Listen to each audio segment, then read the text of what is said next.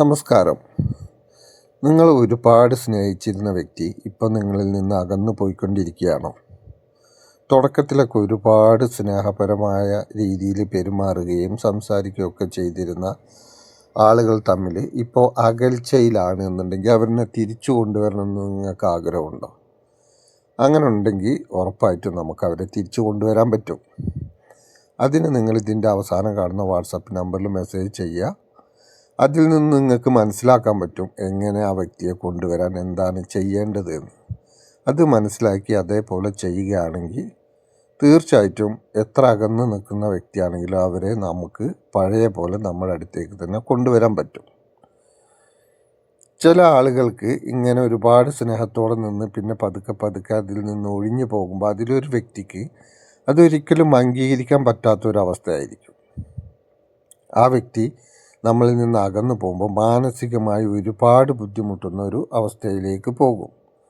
ഒന്നും ചെയ്യാൻ പറ്റാത്ത അവസ്ഥ, എപ്പോഴും ഈ കാര്യത്തെക്കുറിച്ച് മാത്രം ചിന്ത, എന്നോട് എന്നാലും എന്തുകൊണ്ട് ഇങ്ങനെ ചെയ്തു എന്നുള്ള ഒരു ചിന്തയായിരിക്കും എപ്പോഴും.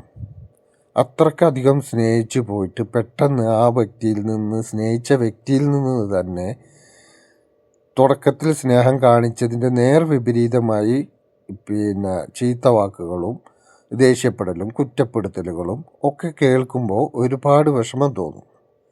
ആ വ്യക്തി തന്നെയാണോ ഇങ്ങനെ പെരുമാറുന്നത് എന്ന് പോലും തോന്നിപ്പോകും.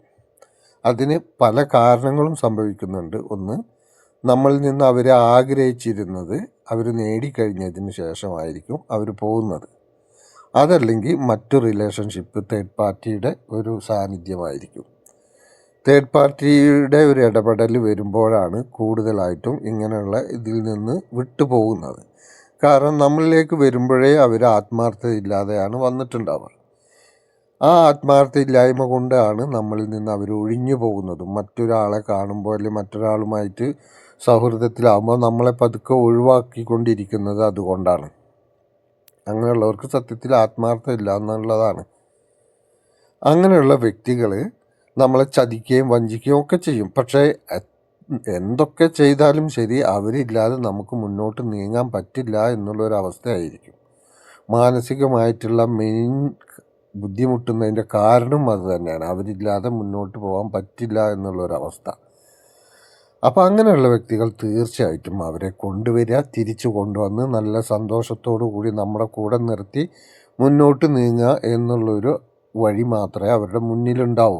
അതല്ലെങ്കിൽ അവർ ജീവിതകാലം മുഴുവൻ ഇതേ അവസ്ഥയിലായിരിക്കും. മാനസികമായി ബുദ്ധിമുട്ടുന്ന അവസ്ഥയിലും മറ്റ് അസുഖങ്ങളും വന്ന് എല്ലാം കൊണ്ടും ജീവിതം താഴോട്ട് പോകുന്ന ഒരവസ്ഥയായിരിക്കും. അങ്ങനെയുള്ളവരുണ്ടെങ്കിൽ തീർച്ചയായിട്ടും ഈ നമ്പറിൽ വാട്സപ്പ് ചെയ്യുക, ആ കാര്യങ്ങൾ മനസ്സിലാക്കുക.